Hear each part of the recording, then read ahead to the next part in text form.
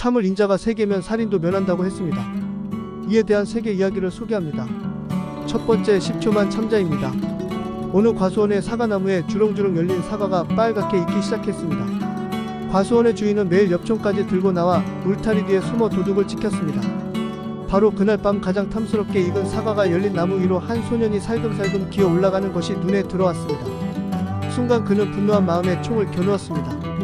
그때 무슨 일을 행동으로 옮길 때에는 10초만 참으라고 했던 신부님의 말씀이 갑자기 떠올랐습니다. 10초간 참는 동안 그는 어린 소년에게 총을 겨눈 자기 자신이 너무 심했다는 생각이 들었습니다. 그는 총을 거두고 그냥 집으로 돌아왔습니다. 집으로 돌아온 그에게 놀라운 일이 벌어졌습니다. 그의 아내가 사과를 깎아주며 말했습니다.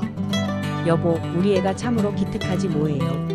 아까 과수원으로 당신을 보러 나갔다가 가장 잘 익은 사과는 어른이 먼저 드셔야 한다며 이렇게 따왔어요. 그는 자기 아들을 도둑으로 오인하고 총을 쏠 뻔했음을 알고 가슴이 철렁했습니다. 그는 10초의 인내 위력에 대해 깨달았으며 다시는 홧김에 일어나는 무모한 행동을 하지 않았습니다.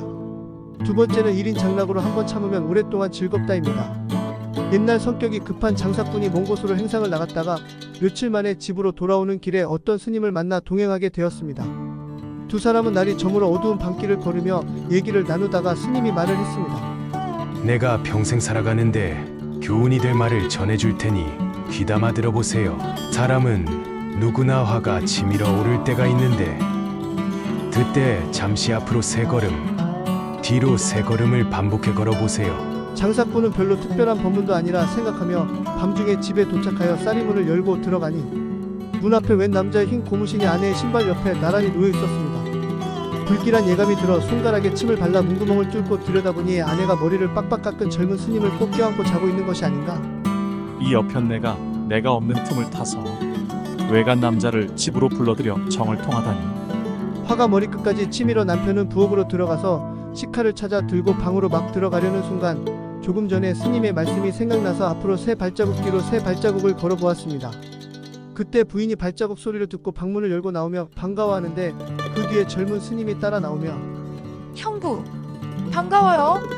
하며 인사를 하는 게 아닌가. 알고 보니 젊은 나이에 스님이 되어 언니를 찾아온 동생이 안쓰러워 꼭 껴안고 잠자는 것을 급한 성격에 칼로 찔러 죽일 뻔했던 것이었습니다. 그는 조금 전에 동행했었던 그 스님에게 한없는 고마움을 느꼈습니다. 참는다는 것은 평생 교육이니 아무리 강조해도 지나침이 없습니다. 욕심을 참고 한햄을 참고 어리석음을 참는다면 우리네 삶이 한 단계 올라 보다 더 행복할 수 있습니다.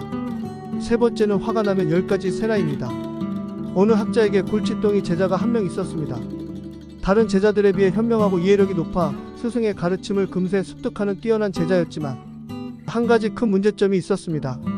술을 마시면 금방 흥분하고 자제를 하지 못해 다른 사람과 주먹 다툼이 끊이지 않는 사람이었던 것입니다. 고민하던 스승은 어느 날 그 제자를 불러 나무 상자 하나를 제자에게 맡겼습니다.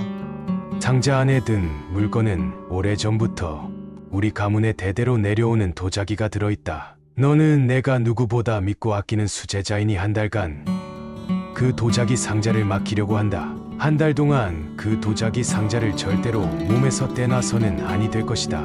존경하는 스승의 보물을 보관하게 된 제자는 한 달 후 다시 도자기를 돌려주었습니다. 스승은 제자에게 물었습니다. 최근 한 달 동안은 술자리에서 시비가 붙어도 한 번도 싸우지 않고 참았던 것 같은데 그 연유가 무엇이냐? 혹시 싸움이 벌어지면 품속에 잘 보관했던 스승님의 보물이 깨질까 두려워 도저히 화를 낼 수가 없었습니다.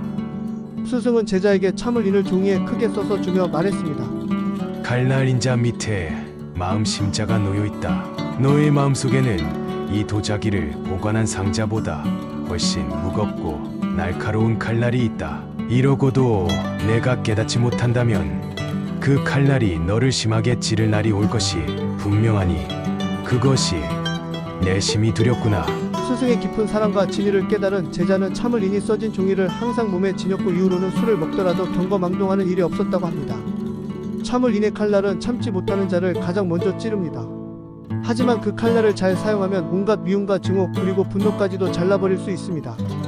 아일랜드 더블린 출신의 영국의 정치인 철학자인 에드먼드 버크가 힘보다는 인내심으로 더 큰 일을 이룰 수 있다고 이야기를 했습니다.